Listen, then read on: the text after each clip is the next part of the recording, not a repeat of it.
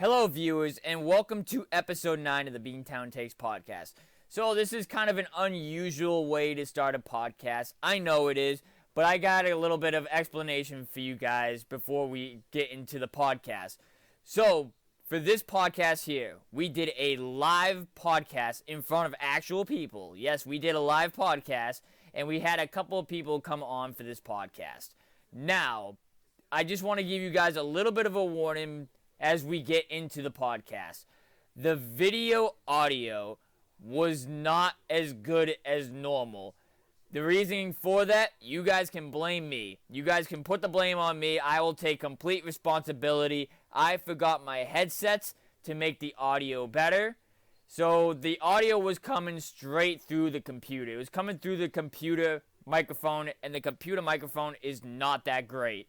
So, just giving you guys a little bit of a warning before you guys get your ears bleeding or whatever. The audio, for me at least, was not that great. The video audio for Mike and the other two guests that we had on here was not bad at all. It honestly was good enough to upload this video. So, don't get annoyed with me, with how I sound in this podcast. But definitely get on me for forgetting the headphones before this podcast. And I hope you guys enjoyed today's podcast, as this podcast was very fun to record. This is ridiculous. Call for a personal foul. That was absolutely ridiculous. The Boston Bruins have won the Stanley Cup. Up on down. Here comes a 1-2 pitch. Red Sox win the World Series. I don't know, it's tough. Tom's up there, man. Beantown.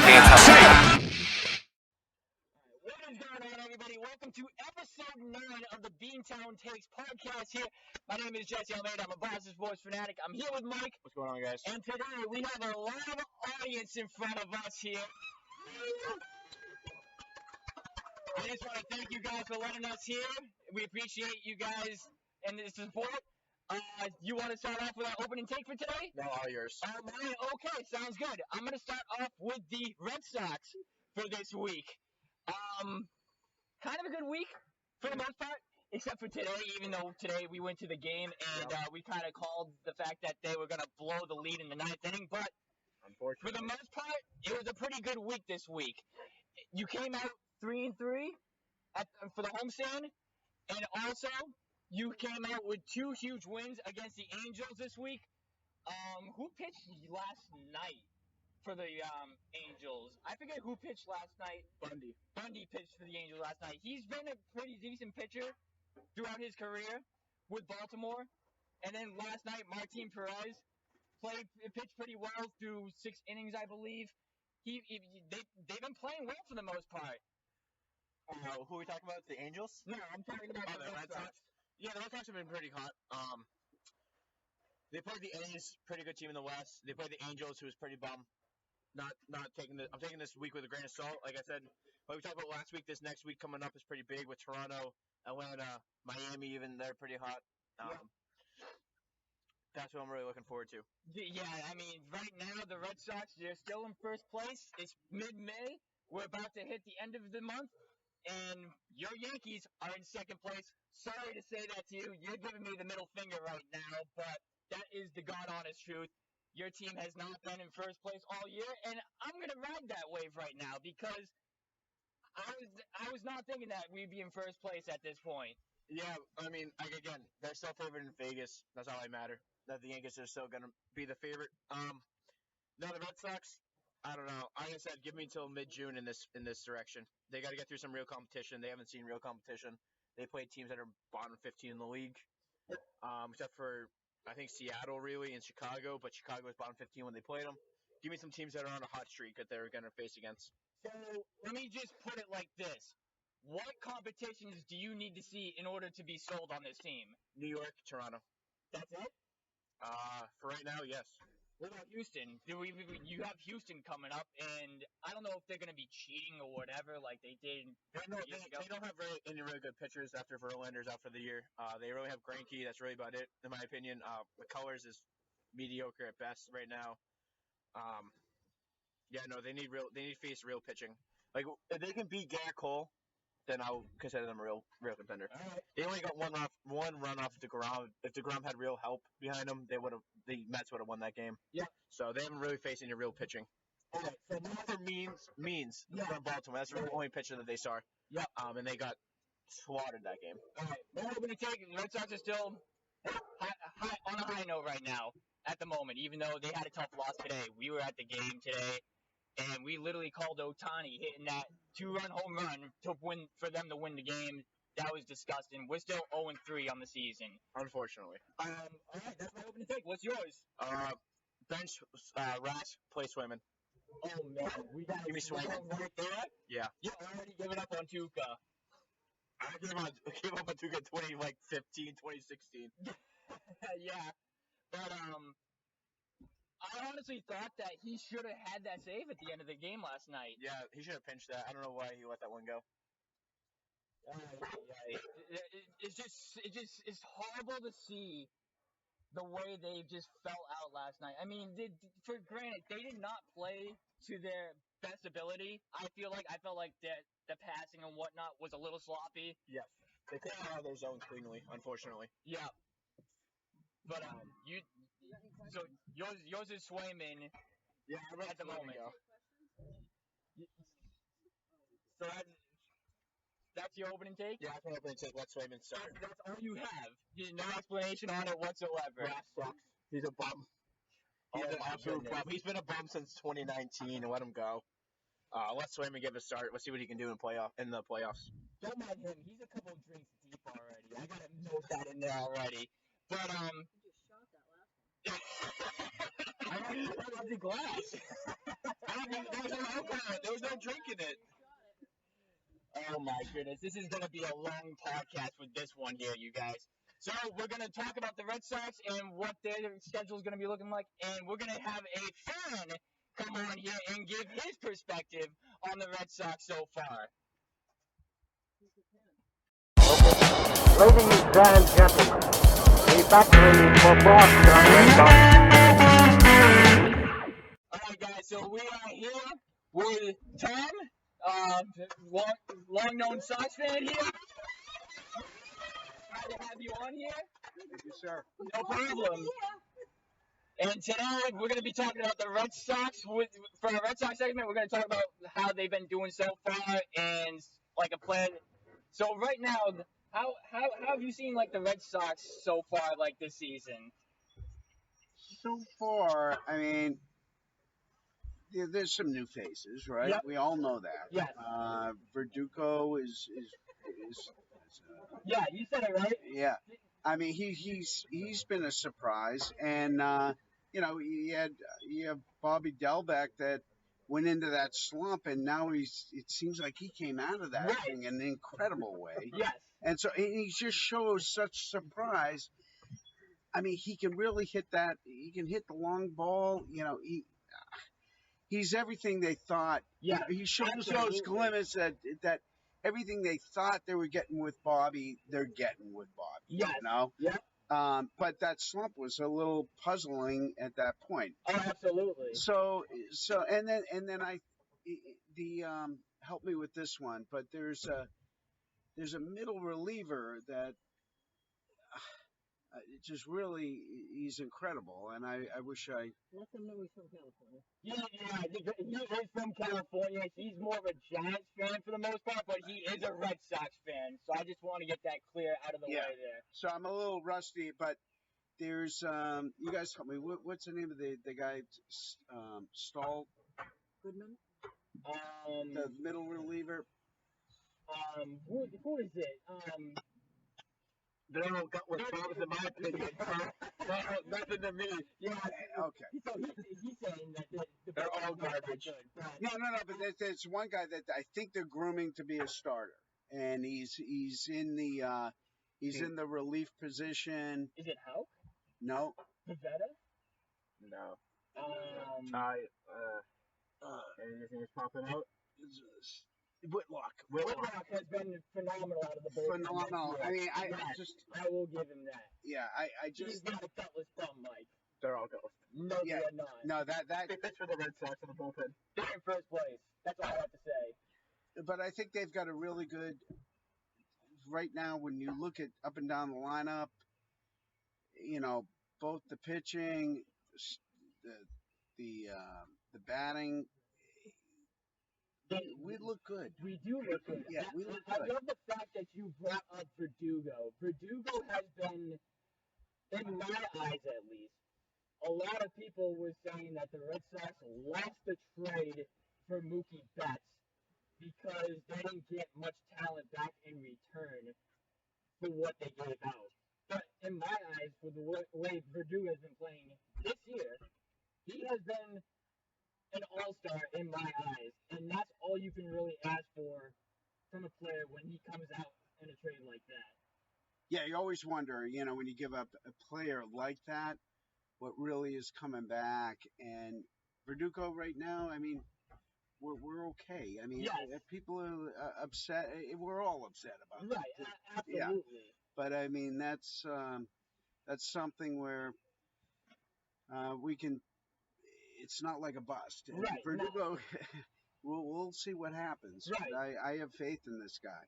All right. I agree with you. I think Verdugo just needed a fresh change of scenery and a team that he could be the star on. I mean, you have Bogarts and JD Martinez here as well, but in LA you have Kershaw, you have Buehler, you have Barnes, you had Bellinger and Muncy and all of them. Now he could be the face of the franchise, and now he could step up and be that role of the guy. Yep. And I think that's what he really needs to develop into being the all-star that he is. Yep. And then you're throwing Renfroe. Yeah. I mean, Renfroe. That kid has been unbelievable. Yeah, Really so underrated. we could talk about Renfroe for a while. I mean, he really. I mean, what a stud that kid is. That guy had 2 throwouts to home plate last week. And did you see the first one where he got it off the wall and then he just gunned it right to third base? I think it was on one hop. Yeah. What a play, dude! It was like Willie Mays. Yes, I mean that's what my dad said too when we were watching the game.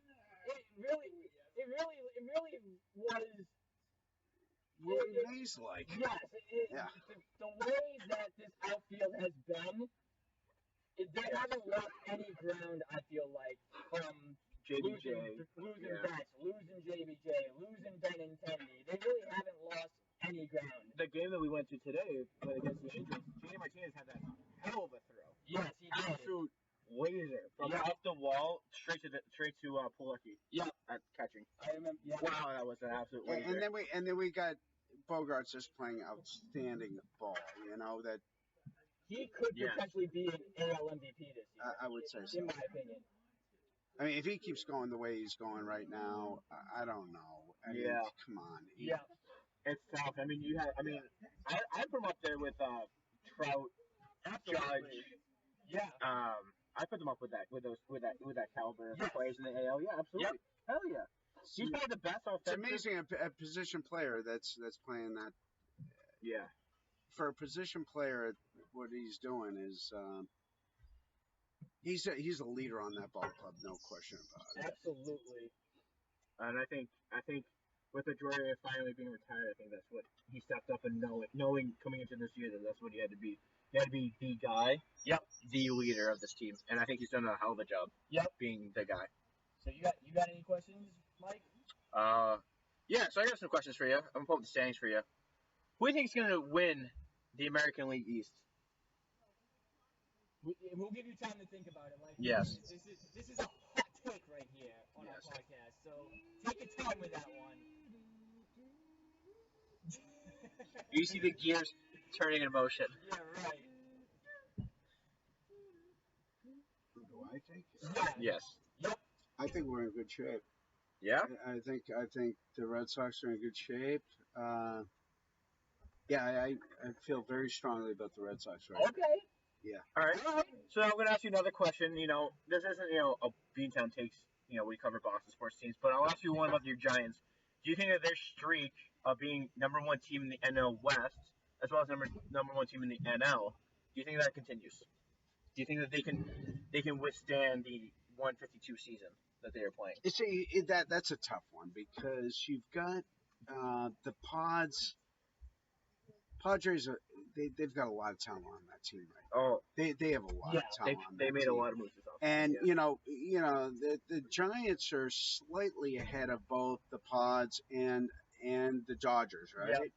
And you can never turn your back on the Dodgers. No, you can't. Yeah, and so if you ask me that question, in the West, they're just not far enough out in front to really, it's Yeah, but right. it's a coin toss there. But I love the way they're playing. They really rebuilt their pitching, especially that starting lineup. Yeah, I think Bumgarner last year was a big loss. You know what, Front though? five. How's he doing now in Arizona? That is true. That is true. He's He had that no-hitter. he got lit up. Even though they don't count it as a no-hitter because It's 7 it innings. had to be it was only a 7-inning game, but still. Yeah.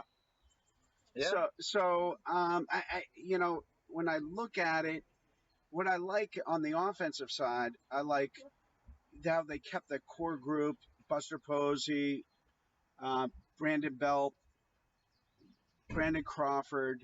They kept those core guys that are leading the younger guys now, and just with the rebuilding the starting rotation, I'm feeling good about the Giants, but again, That division's going to be tough. yeah, that's going to be a close one going forward. It's just going to be a close. That's going to be something you got to look at day in and day out, and there's going to be there's going to be a lot of change. Yeah. Yes. Yeah. I like Yastrzemski. He's a pretty good player. I love Absolutely. Yes. I wish Yeah, I was isn't that something? that guy. Isn't that something where Mike Yastrzemski, for a Hall of Famer's son, who we all know dearly in the Boston area, he's not all that known back there as much, but for him to come in, we thought it was kind of like one of those things with that last name, Yaz, and everybody's of course he's going to get a wave when he comes in because he is the pedigree of his dad. He's going to get that shot. Well, I'll tell you what, I think he's really, now we're 2 years into this thing and the guy is hitting the ball. Right. He consistently hits the ball. He shows up every day. So, I'm it's not like he's got that silver spoon, attitude or anything. He's earned his way to where he is right now. That's, Right. Yes. Yeah. That's big. Yeah. Yeah. I think that's all I really had for questions. That's pretty much pretty much all we had too here for the Red Sox and baseball, at least, because we added the San Francisco Giants in there. I heard you're more of a hockey guy though. Yeah, I like the stick and puck. Yep. The Sharks are out. Yeah. Yeah, they're out. But I will make a comment. I'll make a comment about the hockey thing right now. Yep. Okay. With the shortened season, with the the COVID and everything's all whacked out, and we've rearranged the divisions and things. We're talking about one thing. Everybody's got to realize these guys are playing every other night now. Yeah. We just started the playoffs, right? Yep. But they were We'll playing. get into the playoffs. They were playing every other night against these teams. This is a football-like injury with a baseball-like schedule. Yep. Which is crazy I don't think people realize the torture that's going on with these guys in the NHL right now. Right. Because you're playing back-to-back and they're playing the same. They played the Caps in the regular season 8 times. Yeah. And now they just played them again in the play. There's a lot of those guys, there's a lot of, they remember every elbow, every hit. Right. And so a lot of stuff starts to fester. And, this is, and physically, this is just a grueling year. Yeah. For NHL players. In this playoffs. This is nuts. Oh man, I'm excited. I'm excited for our Bruins takes. Yes. Yeah, I'm excited to bring it over to the Bruins. What's up, Boston Bruins? Boston Bruins!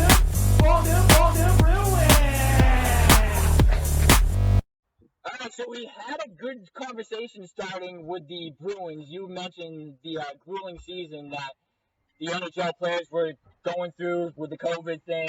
That was something that I thought was really interesting, the fact that you brought up. Do you think, Mike, after the Bruins lost from yesterday, I should say, the overtime loss, do you think maybe this schedule that they had last year plays an effect in the playoffs, or? No, not enough layoff time into the postseason that they should have been rested enough. Okay. Even though there's no first round bye with the NFL had. Yep. I think there's enough layoff time that they had enough to get ready for this postseason, especially since they knew it was Washington since before the last game of the season. I think that they knew how grueling of a series they're going to be walking into. Yep. Because Washington with them has been since the Carlo hit. I think that's been a very big season, like a big series with them. Yep. Wilson is dirty. Hathaway's been dirty. He had that awful hit against Burrow. Yep. Burrow on the boards. Yep. I think they knew what was happening, and I think they rested their players accordingly. Yep. So you during the game, you said that Swayman should be the starter. Yes. Really? I give me Swayman. I would love to see what the kid can do in playoff hockey. If they win next game and they go 1-1, they win one on Washington ice. I want to see what Swayman can do at home in playoffs. Okay. It's 1-1, so if you drop one, it's only 2-1. You can come back from that. I want to see what happens. Okay. Because this kid, Swayman in the regular season can play. Yeah. He's shown you. He is the next guy, the next goaltender that is going to be your next goaltender after Rask. Yep. No question. Let me see what he can do in the postseason. I want to see if this kid has the gall, the grit to be the guy. Because if he can't do it in postseason hockey when there's no fans, I don't think he can do it when there's fans. Would you like to add on that, Tom? I would say that, I agree with Swayman. I mean, he has shown that he belongs there, but what a luxury to have Tuukka Rask behind him. It really or in front of him, whatever you want to say. Just because this is going to be something we've never seen before, where these guys, this is like the way I think these guys look in the first round, the way they looked in the third round of the playoffs because of the shortened season. They're exhausted. They're this physical. We've never done this before, right? No, we have not done so it it's before. crazy, and to have, I would play Swayman as much as you can right now, until you really need Tuukka to step in. You know what I mean? But again, this is going to be very interesting, extremely exciting. But again, I think these guys are exhausted already at this point. I agree. Yeah. And honestly, this is even though they didn't play that great last night. Like them passing the puck, like I found they couldn't get out of their own zone as much. They couldn't find each other, whatever. Yes, it was very sloppy. But here's the thing that I took away from last night. Yeah. You didn't play that good, and you took them to OT. In their own ice. In their own ice. Yes. So I see that, and I think to myself that this could be a very, very competitive series for you. It's a winnable series for a change. Yep. Because when you played the Lightning first round almost every year, never was it compatible. Right. You were always getting your butt handed to you. Yep. Now with Washington, you have a shot. Yep. You have the door's open. Yep. You just have to take it. I think they played good. I was surprised that DeBrusque and Richie got the goals. Yep. That shows me that right now your third and fourth liners can get goals. Let's see the first line. If the first line can turn on in the second, third, fourth game, you have a real shot of blowing the doors open. Absolutely. Yeah. And like I said, play Swayman, give Rask a break, and honestly, right now, to me, Rask's time is up in Boston. I would see what Swayman can do in the postseason. And if you can bring back Rask on a cheap contract to, be that 1A, 1B goaltender with Swayman, go 50-50. Maybe Swayman can step up into that guy, and Rask can center him. Yep. Go for it. Yeah, I gotta add to that. Go ahead. I mean, Oh yeah. Absolutely. you're right. I mean, they played extremely well in their barn. We're coming back home at some point, and you're right. That first line, they didn't really show up last. No, they did not. Yeah, and No.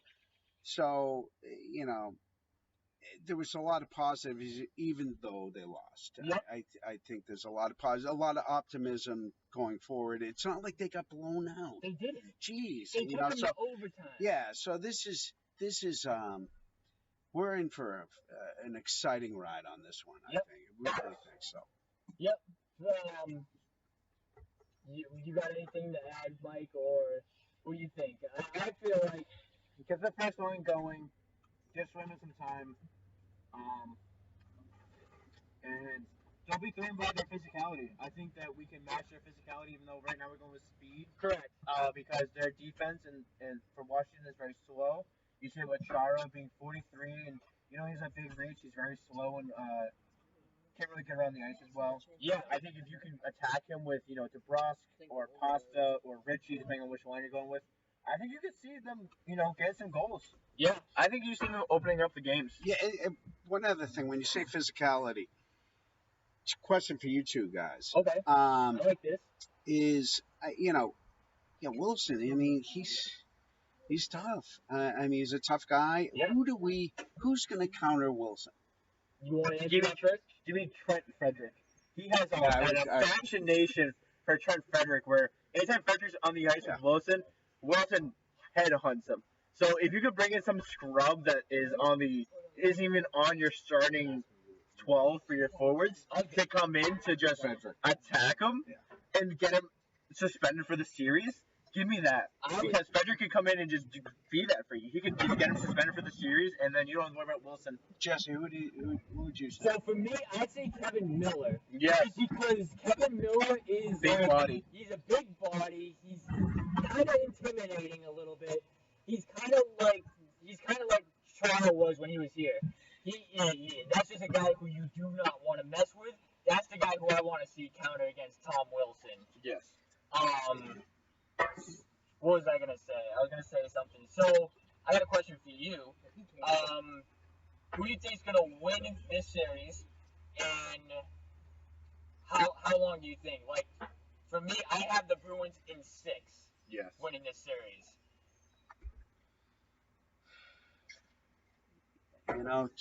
Jesse, I'm right with you. Okay. Yeah, I'm right with you. Yep. I can't go 7. It's a hard thing to say 7 because, again, with that shortened season and these guys, I mean, this is going to be just crazy. Yeah. I mean, to go 7, Yeah. then they're going to be done. Yeah. You know what I mean? I mean, Game 7 is going to be on their home ice too. well, anybody that goes 7 is not going to last the next one. That Yeah, exactly. you know what I mean? It could be a quick series in the next round, Right. regardless. But I feel like 6 because I feel like the only way you're going to win this series is in 6 games. Yes. Because you have to close out that series at home. I do not have faith in this team in Game 7 in Washington in front of that crowd. Well, I would say if you asked me that question, if we won the first game, Yep. yeah, it would have been I might have said 5. Right. Yep. How about you, Mike? What do you think? I'm gonna go with 6 as well. Like you said, you gotta close it out on home ice because if you don't close it out on home ice, you go to Game 7. I think you can squeak it out, but that's gonna be close. I think it's just too much pressure for some of these young guys who haven't been in the playoffs as much. Like Taylor Hall, for example. He's only been in the playoffs one time throughout his entire career. The fact that I just feel like a Game 7 where he's never been really in a Game 7 or in a position where he feels that kind of pressure, like it's one or done, I just don't have faith with that team in Washington in Game 7. I feel like if you're going to win that series, it has to be in 6 games. Yes. And I think Tyler Hall, to talk about Tyler Hall for a minute, I hate to say this with all due respect, but he's a luxury player, right?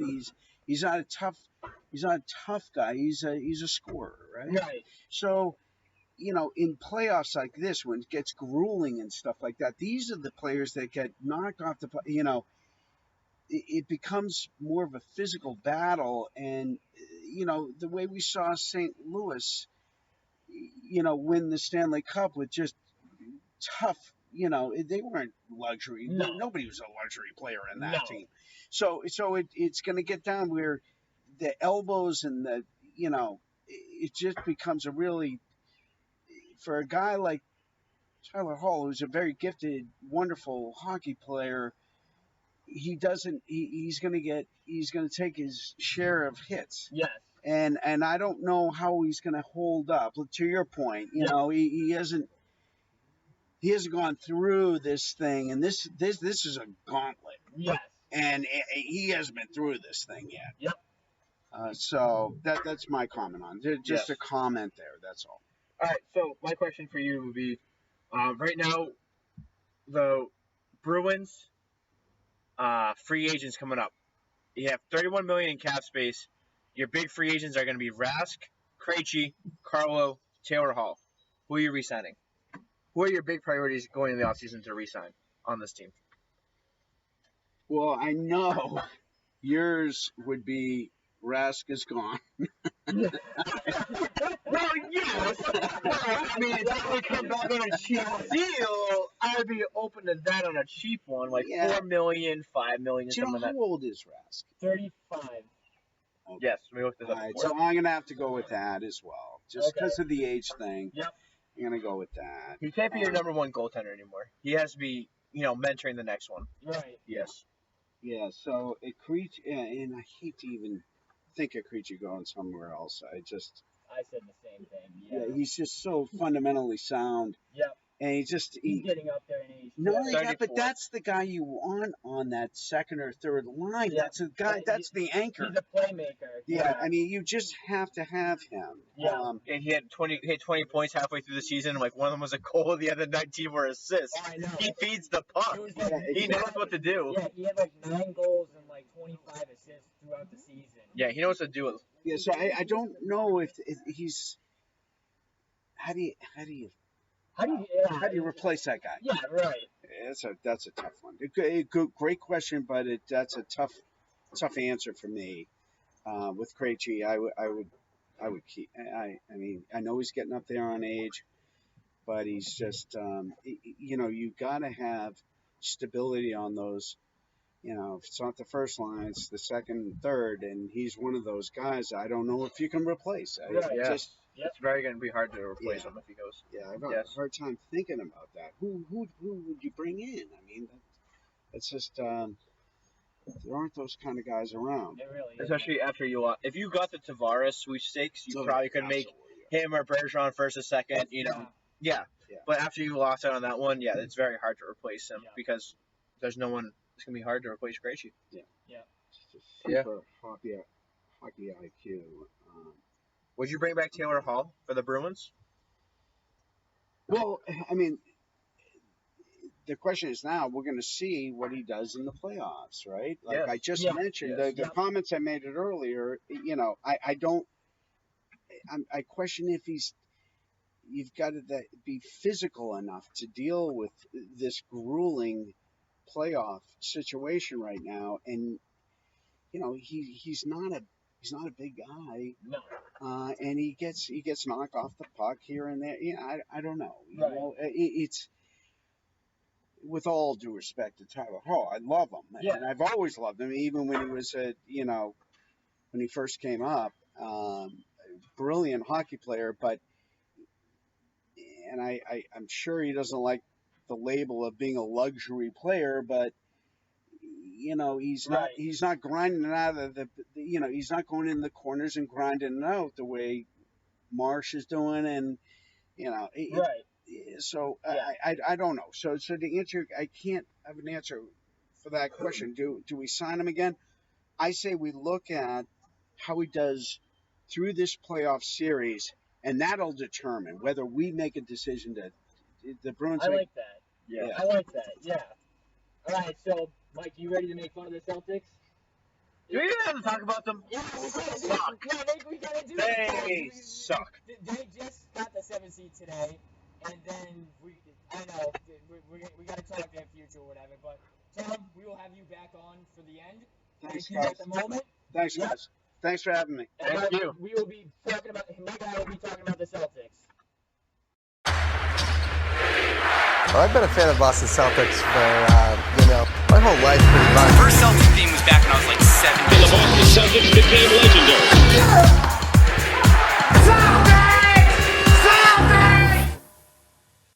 All right, the Boston Celtics.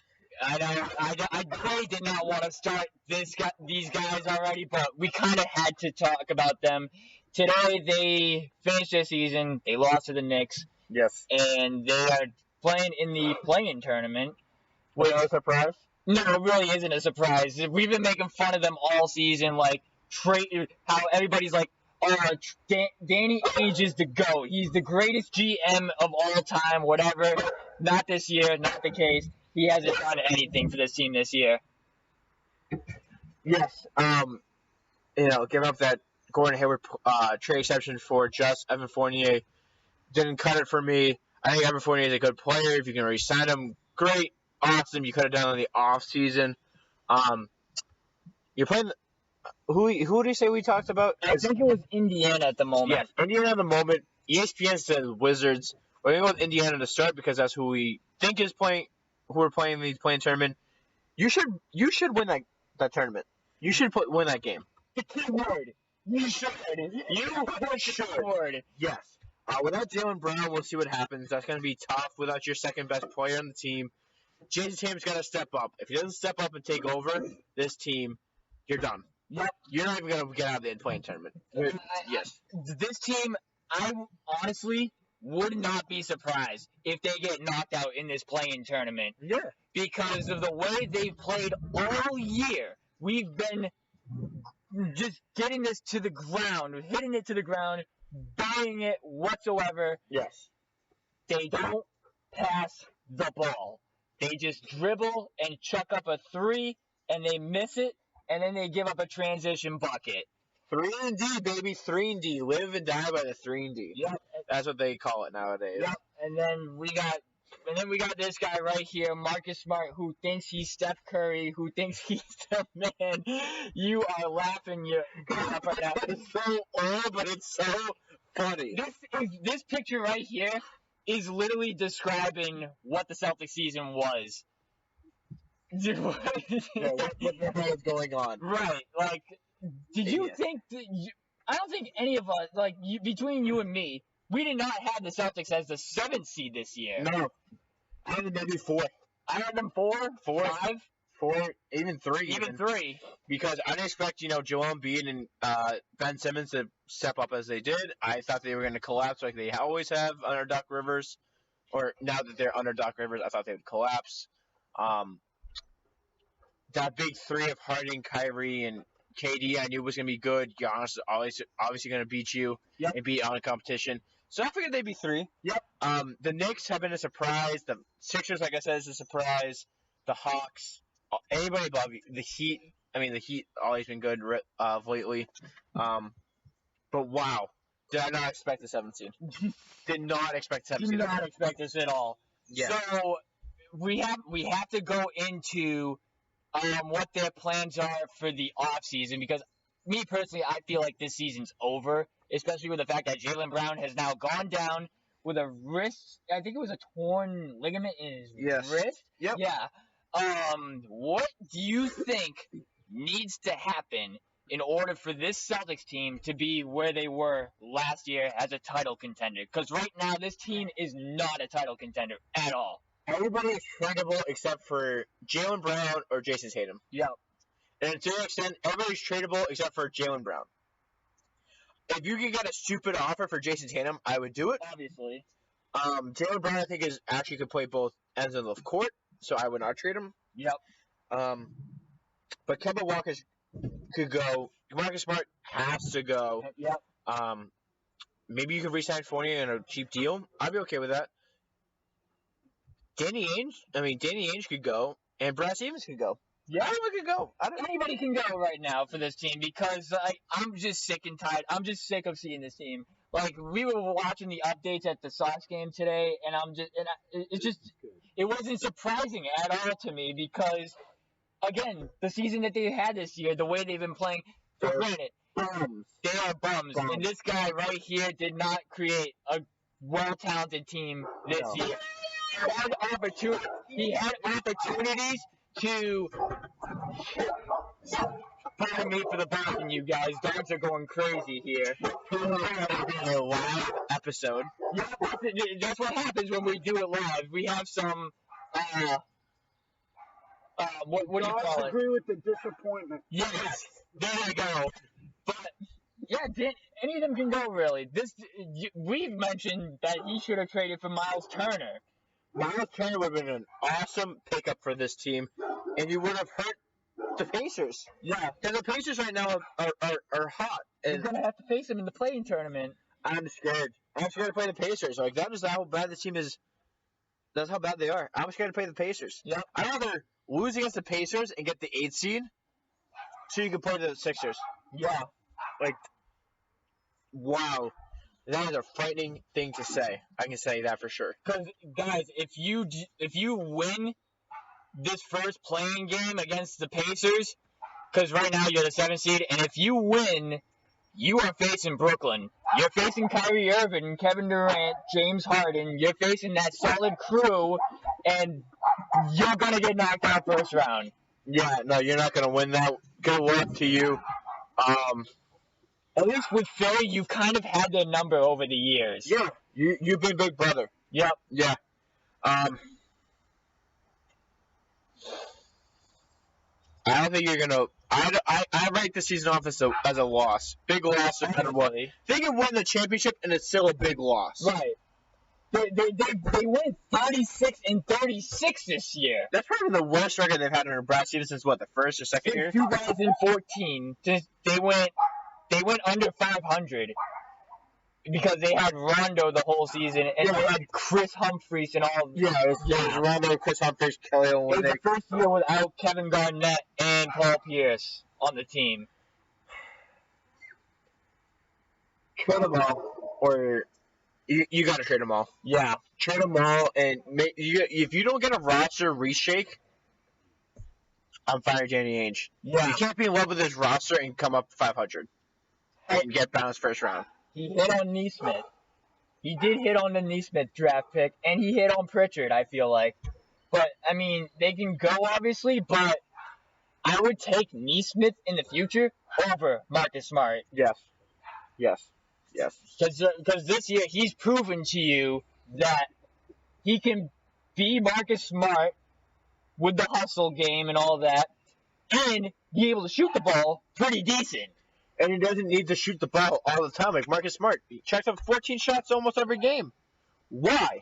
You only make 3 of them. Why? Why are you shooting that many times? What's that like for percentage? That's like a 15% maybe? You could probably shoot better than Marcus Smart. Let me think. It's about 15% of the time. 15, 16. You could shoot better than Marcus Smart. I could probably shoot better than Marcus Smart. Everyone could shoot better than Marcus Smart. Everybody can shoot better than Marcus Smart right now. Like, my God. I just hate that when they just run up the court and shoot the ball. Take your time, pace, space, find the open man, dribble, drive, get the assists. I hate when they only have like 10 assists for the entire team. Right. If you don't pass the ball, you're not going to win. They normally have like 11 assists and like 20 turnovers. Yeah. That's normally the stat line that they have. Yes. Are we done talking about this team, please? I've been talking about them forever. Okay, thank God. So, what do we got on the Patriots? Do you have anything on the Patriots? Or can you? I told you, 6-11 is their best. Oh man! Yes, we have it. Thank you. We're gonna get into that. We're getting on you for this. Yes, thank you. Michael, Watch. Are you ready for some football?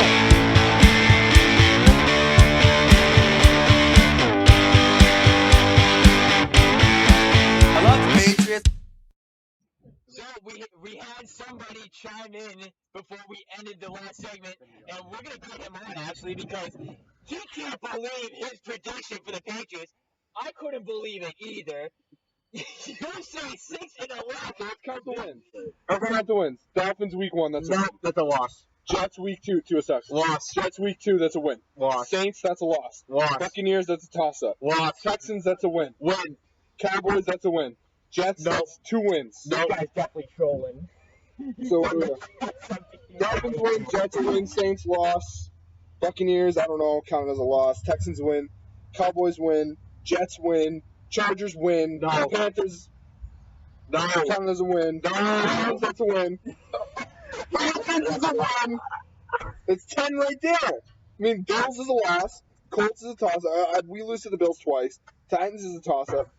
Jaguars is a win unless Trevor Lawrence shows up by week 16 and then close out the season with the Dolphins. And 4 wins is just the Dolphins and the Jets. Okay, so You think we're only going to be trolling right now? No. Am I being trolling right now? I had them at 12-5.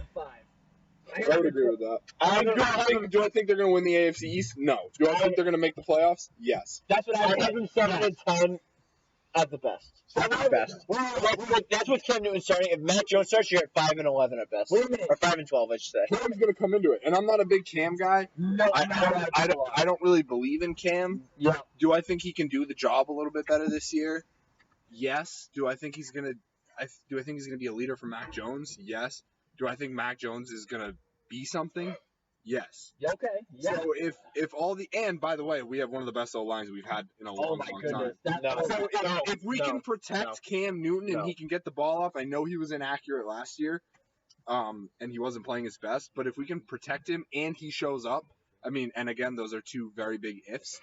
But I mean, we have a winning season. It's 6-11 or whatever you said is just. So you on the line. Okay. O-line. Disrespectful. Oh, you. Okay, I'm stepping back. As a former O-lineman, if you kept Tooney and got rid of Shaq Mason and kept Onwenu as your right guard, you would be the best O-line in the football. And that comes from a Cleveland Browns fan who had the best O-line last year. Okay? So, if you could do that for the Pats, which you didn't, you let Tooney walk and he went to the Chiefs. Tooney went to the Chiefs. You have Onwenu still, and you have Shaq Mason. Shaq Mason is a hit or miss every year. Every year, he's either an all-pro or a bust. Look at the leaders we have. Look at the leaders we have. Time up. We're going to go with the schedule, right? You have the Dolphins twice. You're going to split. The Jets, you're going to split. I'm not going to split.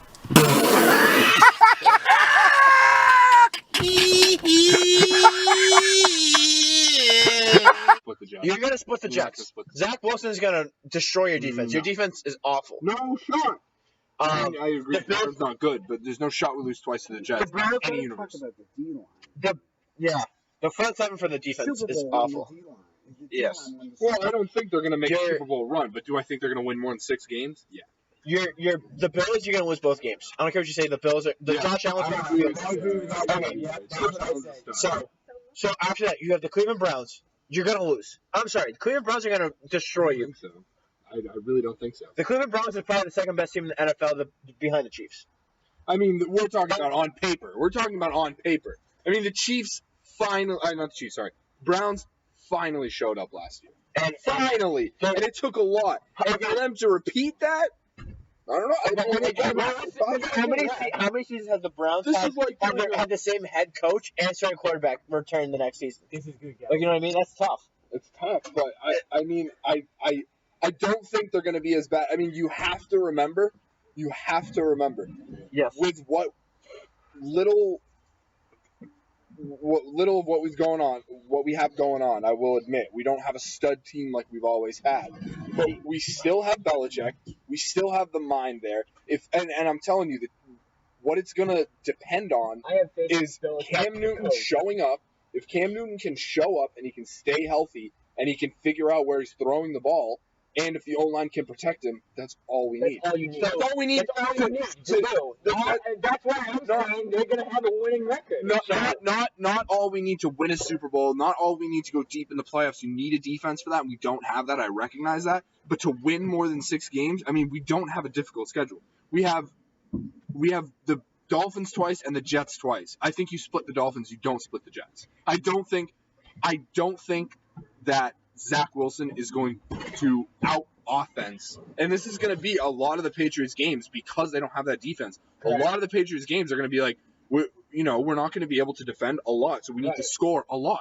And I don't think Zach Wilson can outscore the Patriots. I just don't think that. And I don't think their coaching can support that. I don't think Zach Wilson can support that. And I don't think the rest of their offense can support that. So there's no chance you split the Jets. I think you win both of those. I think you split the Dolphins. And a lot of those toss-up games, I think a lot of them go right and a lot of them go wrong. But for the most part, I think you have to be pretty optimistic about the season. It's like, let's pause real quick. We're talking about the Jets here. What can go wrong does go wrong for the Jets. We're talking about ineptitude at an institutional level. But now the Jets have an actual quarterback who can play. But we've seen on tape can play. Let's see. We've seen on tape can play in college. But he now has a real offensive line. He has Mekhi Becton. They have the other right tackle who's blanking my name right now, but he's pretty good. And then they just got Tucker in this draft, who's pretty good as well from USC. He's like number one offensive guard in the draft. They got him. I don't think you're gonna beat the Chargers. I would like to see you beat the Colts, but I don't think you're gonna beat the Colts. I will amend my Chargers take. Chargers, I think it's gonna be that's gonna be a grind. But I think again, we're gonna see where we are a little bit farther on into the season, and we're gonna find out this Patriots team is gonna be a grinder team. They're gonna be a team that is going to have to scrap, and they're going to have to fight for every last win that they can get. Yes. It's not going to be easy coasting. It's not going to be easy wins like we've had in the past. So I think a lot of those games that are toss-ups, we're going to know pretty early on if they have – I don't know if this is a family-friendly podcast, but we're going to know pretty early on if they're going to have the sack to win those games. Yeah. I mean, we're going to know by week 3 or week 4 if we're going to be able to beat the Chargers, if we're going to be able to beat the Colts, because that's what it comes down to. If Cam Newton is going to show up, or if he's not showing up, if Mac Jones is going to show up, we're going to know if they're going to be able to take that home. So the reason why I say that they're not going to do well, right, is because you're going to be coaching two systems. What Mac Jones can do is not what Cam Newton can do. If you drafted Justin Fields, you could have one offense. Well, this is right, but you have Mac Jones. Mac Jones is a pocket passer. Mm-hmm. Cam Newton is that RPO, slant and go kind of the type of quarterback. And this is another thing I'm interested in seeing during the preseason. Yes. How they're going to split up. And I know Belichick and the Patriots organization is going to say that Cam Newton is the starter because that's what they have to say. But I'm interested to see in how the preseason goes because the Patriots offense has always had a gunslinger in Tom Brady. Yeah. That's what their offense is built around. That's what Mac Jones is. Mac Jones is, for lack of a better word, he's Tom Brady Jr. in his style of play. So I think if Cam Newton's not working out and Belichick decides to make the jump, he has a very comfortable book of plays and system that he can instill in Mac Jones. And I think the stat is that the Patriots have drafted 12 guys from Alabama, and only one of them really didn't work out, and that was Cyrus Jones. So I think you gotta have faith. And I know quarterbacks are such a toss-up, but really I think if Mac Jones has to show up, and he does, Belichick has his new favorite. I think really Belichick has no problem moving Cam Newton over if he has to. I mean, Cam Newton's contract's up in a year. This is his last. It was a 2-year contract. Am I right? Or did they just sign him for one? No, it's a 1 year. It's 1 year. They're all 1 year. So he's got one. And if Mac Jones show up, I mean, this here's another thing about Cam Newton. This year is make or break for Cam Newton. If Cam Newton, I mean, this is really last season and this season are really his first seasons really coming back from those injuries.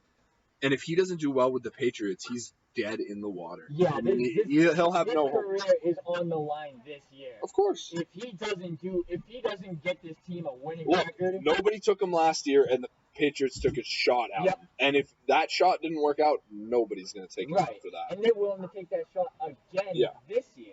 Well, they don't really have another choice. They're not going to throw Mac Jones under center and have him be the guy. Correct. But if Mac Jones can start 4 games, 5 games and can be successful, then you have a real contender. Then you have a reason to shift Cam out of the starting, put Mac into the starting position, and give him a little bit more experience. The future. That's so important for rookies. Yeah, that future is right in New England. But will you give me that look for? Remember, don't forget. Damn. The future's not dim, but the future's not bright. If the Patriots go 500 or over, you have to go to a Patriots game in a clown suit. And I remember that. And you said that. Yes, I did. I did. Yes, I will hold by that till the day I die. You think? You better that already. 500. He thinks So what I'm saying is, right? The discussion on the discussion on Jalen Hurts is still out. People say Tua is a bust in the NFL draft. Okay, Tua beat out Mac Jones 3 years in a row. Tua beat out Mac Jones 3 years in a row. Yeah, but I hate this comparison of college to college. But you have the best of the best in every position. Yeah, but you're talking about you're going to compare these guys when they were playing in college under a completely different system. These guys are playing. Think about it. Mac Jones, if he starts an NFL game, he's going to be playing behind his O-line, who has been in the NFL for years. They're not playing. This isn't kiddie stuff anymore.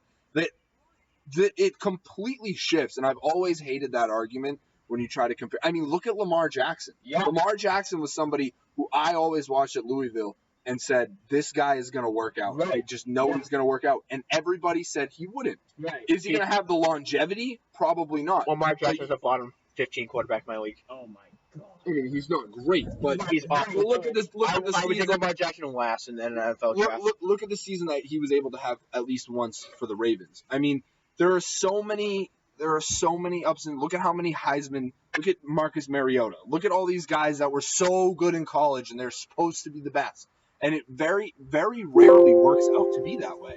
So I think the argument that, Tua beat Mac Jones and this and that in college it's irrelevant. When you get to the NFL, it's a clean slate. And you have to be able to show up every day and work. And if you don't, then it's just irrelevant. So we will make sure we get on video you in your clown suit next year. Dude, I'm telling you, they will not break 500. I can guarantee you. I can give you 500. I will. Okay. Here's the teams that you'll beat. You'll split the Jets. You'll split the Dolphins. So we need 7 wins to break 500. No, 8 wins, right? 8. You need 8 wins to break 500. You beat the So look, let's count them out right here. Dolphins. 1. Jets 1. That's 2. That's 2 for me. Saints is a loss. Buccaneers, I'm not going to count either way. That's a loss. That's probably He's a going to loss. beat your ass. Texans is That's 3. That's 3 wins. Cowboys is 4. No, you won't beat the Cowboys. Okay. If Dak is healthy, Cowboys is 4. Jets again is 5. Chargers, I don't know. Panthers is 6. That's 4. Browns, I'll give you the Browns. Falcons is 7.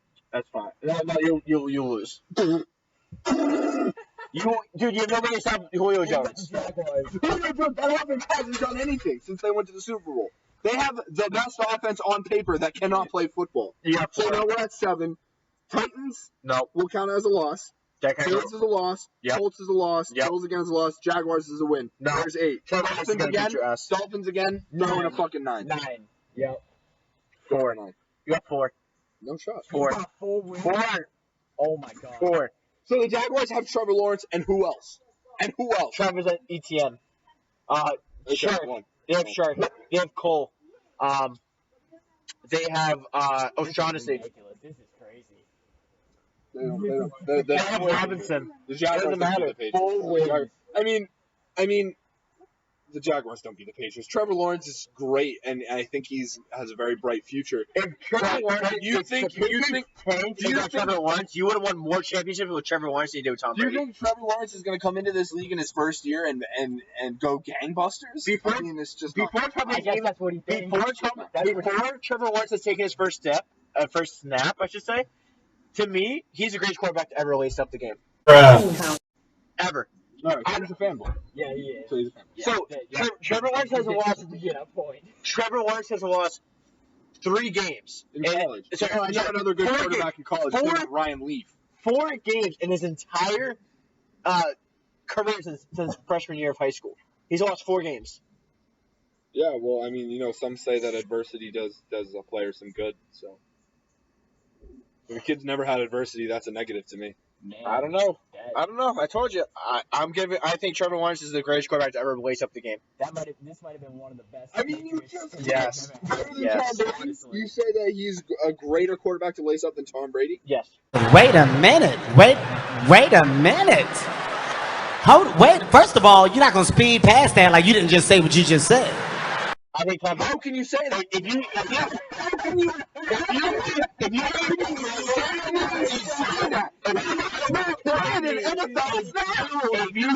say it. You have Trevor Lawrence Roethlisberger is more legendary than Trevor Lawrence. If you give Trevor Lawrence every NFL team that Tom Brady has had, he wins every championship. He wins every Super Bowl for you. You'd be 18-0 in the Super Bowl in the past 18 years. I would say that Trevor Lawrence is that good of a quarterback. The ones that we lost, aside from the Eagles, have been, and I'm saying this as an honest Patriots fan. Yeah. Off the top of my head, 3 of the Super Bowls that we've won have Tom Brady has not won another Super Bowl. He has not won a single Super Bowl in my career. What? Bro, what are you talking about, man? Let me finish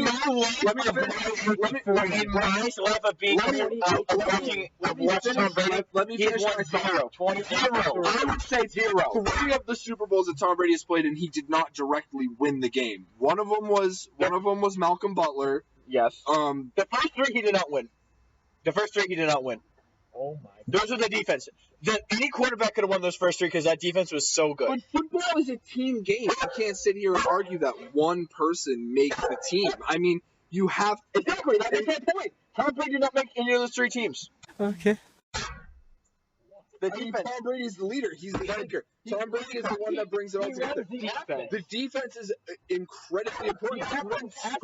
You don't score the points that you would score without Tom Brady. If you don't score, you don't win. I mean, you don't win if you can't score in a football game. If I have to convince you of one, if I my dog's eating pie. If I have to convince you of one Super Bowl, much less 7 that Thomas Brady has won, it's Atlanta. No. That's an offensive win. That's an offensive win. That's what I was just saying. There's a Kyle Shanahan buff as a coach. That's fine. Kyle Shanahan should never be a coach. That's fine. But it takes if you were to argue to me that the Patriots were losing that game by 1 touchdown, maybe 2. There's a defensive shutdown on the part of Kyle Shanahan and the Falcons, and then the Patriots were able to win. Then I understand. Then the Falcons' defense lost that game. But you're talking about an unprecedented comeback. You're talking about It happened before. It's happened many times. You're talking about the Super Bowl. The Super Bowl. You're talking about 30 34th. The Bills scored 32 versus your 25. The Colts, which I have seen the Colts with Andrew Luck, scored 28 unanswered points to win a game against the Chiefs. Not the Super Bowl. Doesn't matter. The Super Bowl. Of course it matters. The playoffs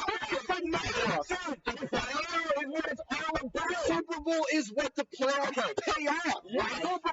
The Super Bowl is what counts. I've watched the games. What I'm telling you is, it takes a great offense to capitalize. It takes a great offense to capitalize on that opportunity and take advantage of it. The F-wording Colts offense does not capitalize on that. The Jaguars, who were in the AFC Championship, I believe, that year, do not capitalize on that opportunity the way that Tom Brady and his Patriots do. Bottom line fact, that's it. There's no more discussion. There's no other team that capitalizes on that opportunity. Andrew Luck has quarterbacked the greatest comeback in playoff history. No, he didn't. In the Super Bowl. In the playoffs, 28 points. Star agrees. Listen. Watch the 2014. If you watch the 2014 divisional round against the Chiefs, Colts against the Chiefs, I'm telling you, watch that. I'm not even. Watch it. I know what game you're talking about. And it's a great fumbles, and he picks it up and scores himself. It's a great comeback, but it's not better than what Tom Brady and the offense did against Atlanta. We're talking about in pretty much the last quarter, the only overtime Super Bowl that we've had in Super Bowl history. That is a better. You cannot deny anyone that fact. You can say helmet catch this, butt fumble that. I don't care. Deflategate, Spygate, whatever you want to say about the Patriots, I will let you have it because there's asterisks everywhere.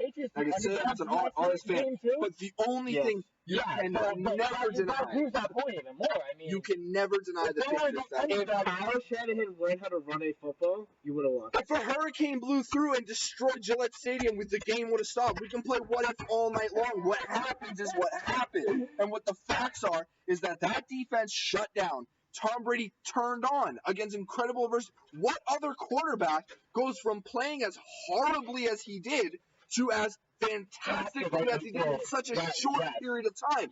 And there are other factors. There was the recovery from Hightower, but that was a team effort when these guys came together and were energized by what was going on and what could be. In that moment, they're thinking of what could be, and that's when those things get turned on. But no other quarterback in history, not even your precious baby Trevor Lawrence, turns like that. You don't turn from garbage in the first half to, legendary in the second half. Because Trevor Lawrence would never be garbage in the first half. He'd be legendary the entire game. We're talking about people here. We'll see. We got to cut this podcast short because our computer right now is at 6%. We will get maybe a wrap-up at some point later on. Maybe. I think we really covered all we needed to for today. I just want to say, Dylan, thank you. Yes, sir. You brought something very interesting to the table there. That was very fun. Yes. We're gonna close it out here right now. Yes. He's out of here. So thank you guys for watching. Thank you to our audience here for letting us hear it for tonight. This was very fun to do. Yes. Leave a like if you guys enjoyed. Subscribe right now if you're new. You already know what to do.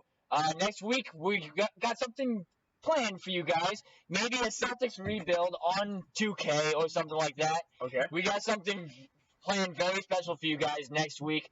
Again, thank you guys for watching. Go check our website down below. It is in the description. It's been Jesse. It's been Mike. And we're gone. Later, guys.